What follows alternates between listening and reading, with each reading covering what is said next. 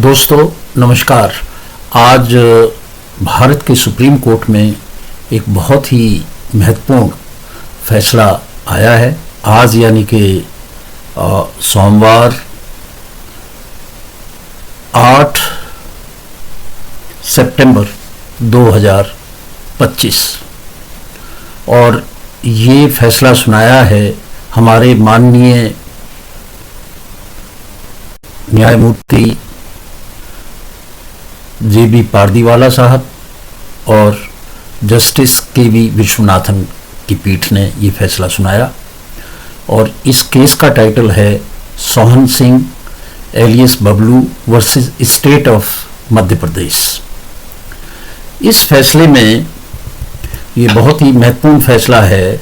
दरअसल जो जेलें हैं वो ओवर क्राउडेड हैं और उसके लिए पीछे बीएनएसएस में भारतीय नागरिक सुरक्षा संहिता जो है, जो नया एक्ट है, उसमें भी इसका प्रोविज़न किया कि भाई लोगों को ज़्यादा जेल में आप उनकी जितनी अवधि है उससे ज़्यादा ना रखो। ये बहुत ही विचित्र मामला है जिसमें सुप्रीम कोर्ट ने मध्य प्रदेश सरकार को 25 लाख रुपए का जुर्माना किया है। 25 लाख रुपए का जुर्माना मध्य प्रदेश सरकार को किया है, क्योंकि ये सरकार की कमी थी कि एक आदमी जो अपनी पूरी सजा को काट चुका और उसके बाद भी 4 साल और 7 महीना लगभग 5 साल और उसको रखा जेल में, ये बड़ी अजीब बात है। अरे भाई, आपके पास एक महत्वपूर्ण रिकॉर्ड है कि इस कैदी की कब जो है रिलीज होने की तारीख है, और आप इतनी बड़ी भूल कर गए कि उस व्यक्ति को लगभग 5.5 साल उसमें रखे रहे, जबकि उसकी सजा हो चुकी थी। और इस पे न्यायमूर्ति जे.बी. पारदीवाला साहब और विश्वनाथन साहब ने मध्य प्रदेश सरकार को बहुत बड़ी फटकार लगाई और आदेश पारित किया और कहा कि 25 लाख रुपया तुरंत उसको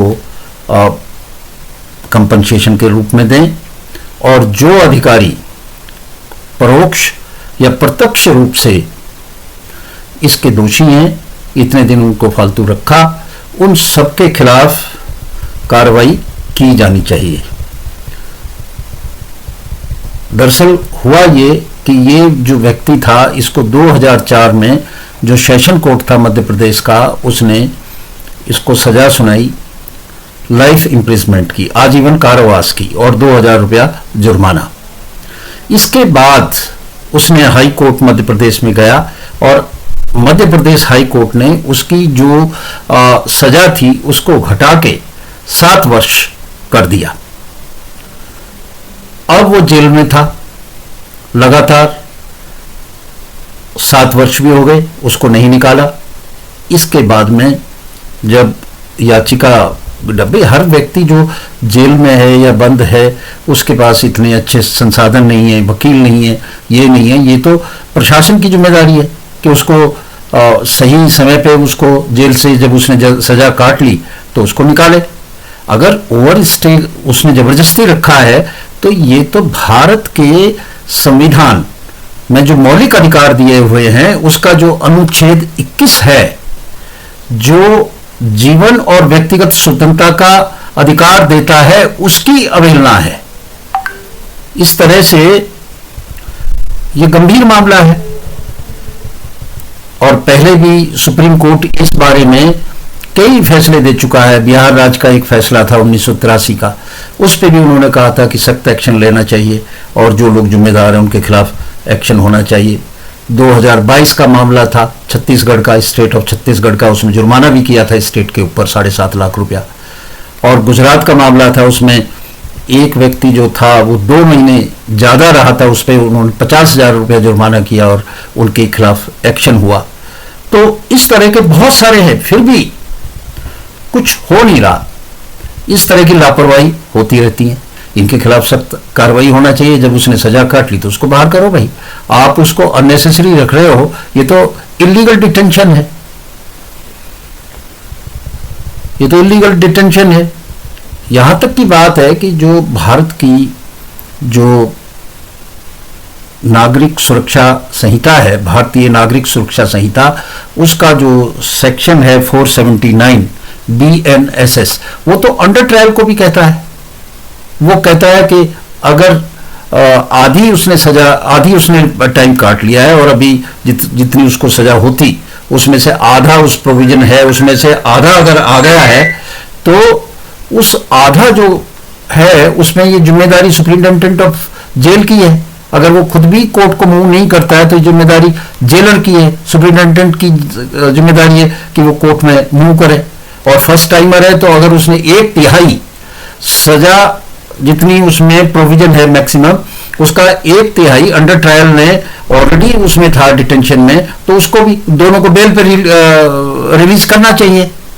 और यहां तो कैदी है, उसने 7 साल की सजा बोली और 7 साल की सजा उसने काट ली और उसके बाद भी उसको उसमें रखा गया। ये तो कमाल की बात है। इसमें एक्शन भी होना चाहिए, सारी अथॉरिटीज के खिलाफ हो। एक तरफ तो आप कहते हो कि जेल ओवर क्राउडेड है, दूसरा आपकी लापरवाही की वजह से जो लोग बाहर होने चाहिए वो अभी जेल में है। एक अच्छा निर्णय आया है और इसको इंप्लीमेंट करने की जरूरत है, सरकार को इस पे ध्यान देने की जरूरत है। और उन्होंने ये भी कहा है सुप्रीम कोर्ट ने कि इस तरह के एक सारे जो चीफ सेक्रेटरी उनको लिखा कि सारी जो जेल है उनका एक रिव्यू किया जाए, पीरियडिकल रिव्यू भी होना चाहिए और सारा देखा जाए कि कोई इस तरह के और कैदी तो नहीं है जो सजा काटने के बाद भी जेल में है। तो आज इन्हीं शब्दों के साथ मैं आपसे विदा लेता हूं। नमस्कार। नमस्कार।